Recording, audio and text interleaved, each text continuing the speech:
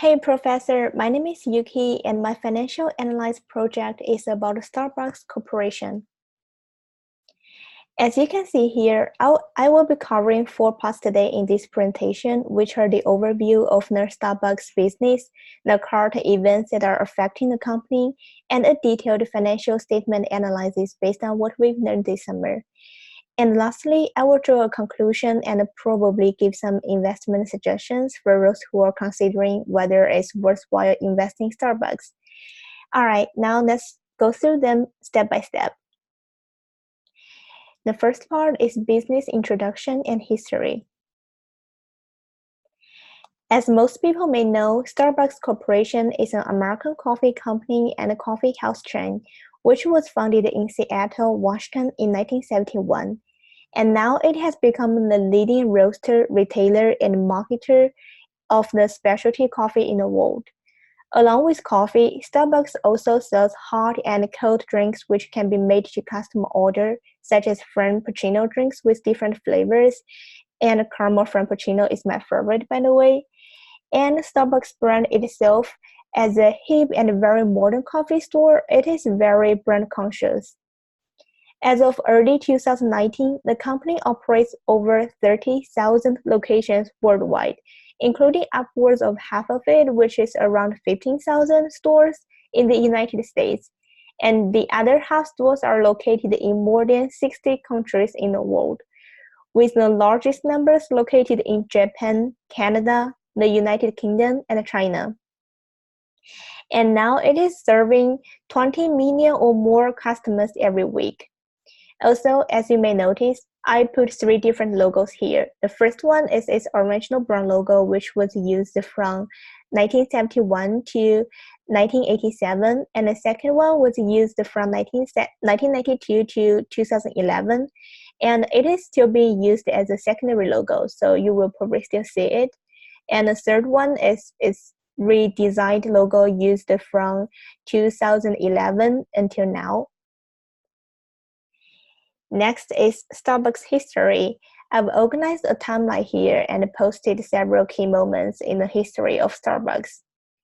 The history of Starbucks starts in Seattle in 1971 with 3 friends, Jerry Baldwin, Zell Siegel, and Gordon Booker, who all had a passion for fresh coffee, so they opened a small shop and began selling fresh roasted coffee beans.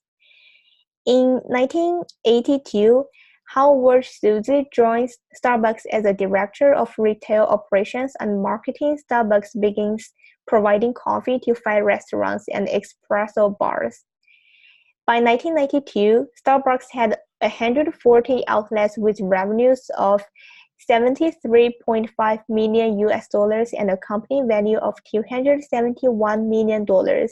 That year, Starbucks had its initial public offering and sold 12% of the company, facilitating the expansion of the stores to nearly double number. 2 years after that, Starbucks opened its first drive-thru location. In 2008, Starbucks acquired coffee equipment company and its Clover Brewing System, launches the first Starbucks online community, and joins Twitter and Facebook. In 2015, Starbucks committed to hiring 10,000 opportunity youth by 2018. Well, the second part is the current company events, and I have summarized the 2 events here. The first one is that Starbucks to stop selling newspapers in this September. For many, many years, Starbucks has been a spot where you could buy a newspaper and absorbing the news of the world while enjoying your coffee. But now, after September at Starbucks, you will have to bring your own newspaper if you want to read it. Starbucks stated that the move was follow the decline of in-store newspaper sales and is part of the company's broader attempt to respond to the changing consumer behavior. It is very hard to say whether this decision will have obvious impacts on Starbucks, but it is definitely significant for the newspaper industry because Starbucks has having customer traffic due to their high visibility, which represented a perfect sales environment for newspapers. The second event is that Starbucks opens first express service store in Beijing, China.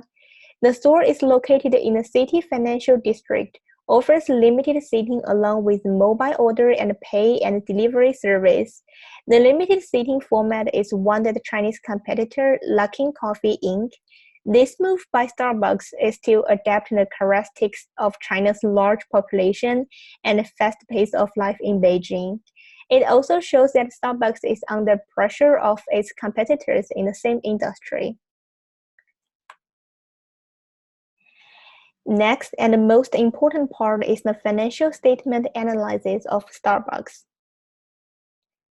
According to their most recent 10-K filing on sec.gov.com, I have found their balance sheet for both 2017 and 2018. As we can see here, their total asset is $24,156.4 million in 2018, which has increased to $9,790.8 million from 2017.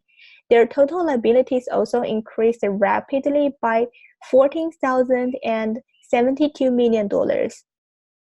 However, their total equity is dropped from $5,457 million to $1,175.8 million.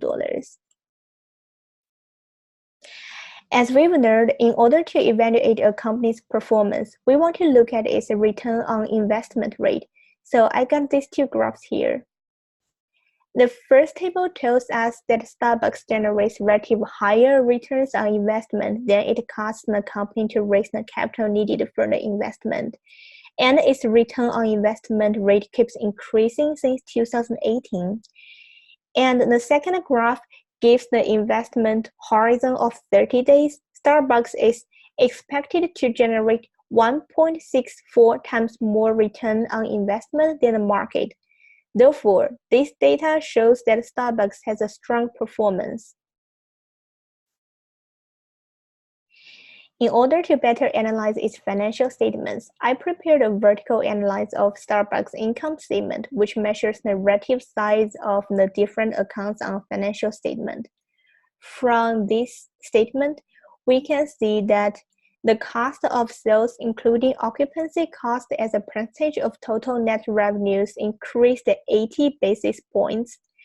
The store operating expenses of total net revenues increased 10 basis points, while store operating expense of company-operated store revenues decreased 30 basis points.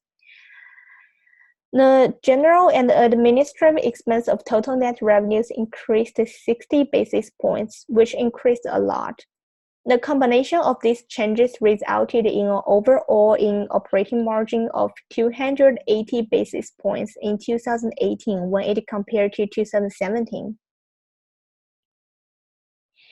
I also posted a horizontal analysis of their revenue changes here, since it provides a year-to-year comparison of performance and also can be used to compare to historical data such as ratios based on the previous year, so that we kind of can see those changes clearly.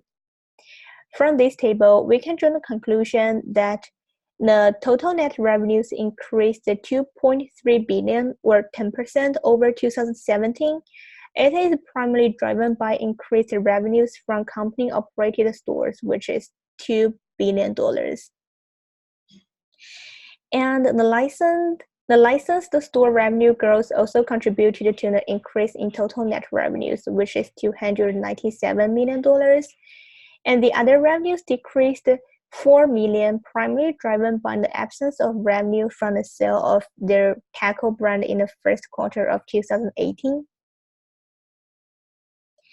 Next, I want to talk about one of Starbucks' main competitors, McDonald's, by comparing their common size income statement.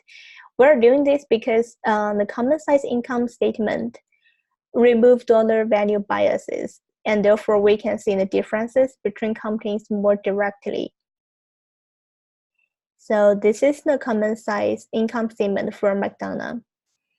Again, as we can see from this statement, its gross profit keeps increasing since 2014 and remain a stable rise rate. The McDonald's Corporation operating income as a percentage of revenue increased from 2016 to 2018.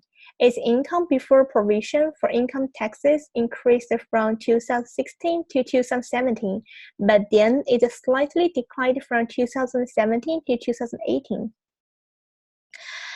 Well, its net income increased from 2016 to 2018 as well. Now this is Starbucks common size income statement. The Starbucks Corporation's operating income loss as a percentage of net revenues declined from 2016 to 2018. Its gross profit slightly decreased since 2016 until 2018. Both Starbucks Corporation's net earnings attributable and earning loss before income taxes declined from 2016 to 2017, but it increased from 2017 to 2018, and it is even exceeding the 2016 level. Well, this is basically what I just concluded from the two statements. Overall, I think McDonald's has performed very well in the past year, and the industry is very competitive, and all of its indicators are basically growing steadily. I think it will continue to be Starbucks' biggest competitor in the future. The last part in financial analysis is ratio analysis. We use financial ratios to examine various aspects of a company. Liquidity ratio is usually used to evaluate a company's ability to pay its current liabilities. And the example I gave here is current ratio because it is one of the liquidity ratios and measure a firm's ability to pay off its short-term liabilities with its current assets. As we can see here, the most up-to-date current ratio of Starbucks is 0.94, and it has dropped 0.47 since 2018, which means Starbucks in 2019 does not have enough liquid assets to cover its short-term liabilities. A decline in this ratio means a reduced ability to generate cash. The next one is solvency ratio. It is usually used to evaluate a company's ability to pay its long-term debt. One of the solvency ratio is the debt to equity ratio, which compares a company total debt to total equity. As we can see here, the debt to equity ratio of Starbucks is negative by 2019 March, indicates that the book value of its equity is negative by that time. The profitability ratios, including any ratio that measures a company's ability to generate cash flow relative to some metric, such as profit margin ratio, rate of return on asset, and asset turnover, like rows I pointed out here with the red lines. Profitability ratios are very useful in a fundamental analysis, which investigates the financial health of a company. Right. The asset turnover ratio of Starbucks remains stable, which is around 1.5 since 2013, and it increased a little bit from 2018, which means they do have competitive advantage. Also, both the net margin rate and return on asset rate of Starbucks increased during 2017 to 2018, which means they did make much more profit during the past year.